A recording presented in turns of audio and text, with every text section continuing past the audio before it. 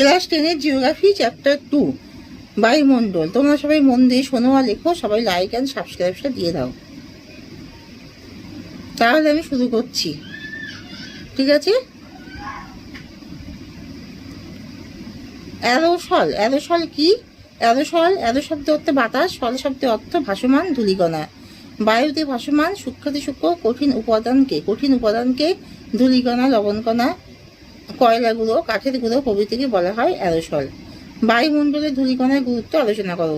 ভাসমান ধূলিকণাকে কেন্দ্র করে জলীয় বাষ্প ঘনীভূত হয় এবং তার ফলে মেঘ, কুয়াশা, তুহিন, বৃষ্টিপাত প্রভৃতি সৃষ্টি হয়।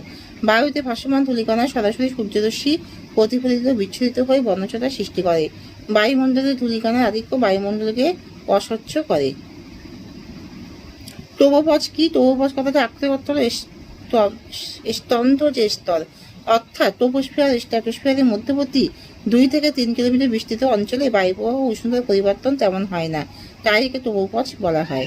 ফ্রেডেল সূত্রটি কি? পৃথিবীর আবর্তনজনিত বলের প্রভাবে বায়ু সরাসরি উচ্চচাপ স্তর থেকে নিম্নচাপের দিকে প্রভাবিত হতে পারে না, ফলে বায়ু উত্তর গোলার্ধে ডান দিকে, দক্ষিণ গোলার্ধে বাঁ দিকে বেঁকে প্রবাহিত হয়।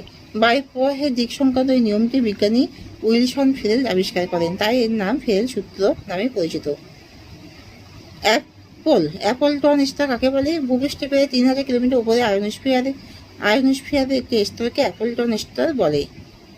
22 বেলার সূত্র কি? বায়ুচাপের অবস্থানের সঙ্গে বায়ু প্রবাহের সম্পর্কের সম্বন্ধে 1857 খ্রিস্টাব্দে ডাচ আবহাওয়াবিদ 22 বেলার একটি সূত্র আবিষ্কার করেন। সূত্রটি হলো উত্তর গোলার্ধে বায়ু গতির দিকে পিছন দিকে দাঁড়ালে ডান দিকে তুলনায় বাম দিকে বায়ুর চাপ কম অনুভূত হয় এবং দক্ষিণ গোলার্ধে বাম দিকে তুলনায় ডান দিকে বায়ুর চাপ কম অনুভূত হয়। এই সূত্রটি 22 বেলার সূত্র নামে পরিচিত। কোরিওলিস বল কি? পৃথিবীর আবর্তনগুলির ফলে বায়ুপ্রবাহের উপর যে শক্তি প্রযুক্ত হয় তাকে কোরিওলিস বল বলে। গর্জনশীল চল্লিশা কি? দক্ষিণ গোলার্ধের স্তরের ফলে তুলনায় জলভাগ বেশি থাকায় পশ্চিমবঙ্গ বায়ু বাধাহীনভাবে প্রবল বেগে প্রভাবিত হয়। 40 ডিগ্রি দক্ষিণ অক্ষ থেকে বরাবর পশ্চিম থেকে পূর্বে এই প্রবল পশ্চিমা বায়ুর প্রবাহকে গর্জনশীল চল্লিশা বলে। প্রদীপ ঘূর্ণাবাত কাকে বলে? হিমমণ্ডল বা নাতিশীতোষ্ণ মণ্ডলে কোনো স্থানে অধিক শীতলতার জন্য প্রবল উচ্চচাপের সৃষ্টি হলে তখন এই উচ্চচাপ অঞ্চল থেকে শুষ্ক ও শীতল বায়ু কুণ্ডলী আকারে ছড়িয়ে পড়ে, একে প্রদীপ ঘূর্ণাবাত বলে। রশ্মি তরঙ্গ কি? ঊর্ধ্ব ট্রপোস্ফিয়ারে বায়ুচাপের অবকমজনিত শক্তি ও কোরিওলিস শক্তির পরিমাণ সমান এবং তারা পরস্পরের বিপরীতে ক্রিয়া করে, ফলে ঊর্ধ্ব বায়ুতে সমচাপ রেখার সঙ্গে সমান্তরালভাবে জিওট্রপিক বায়ু প্রবাহিত হয়।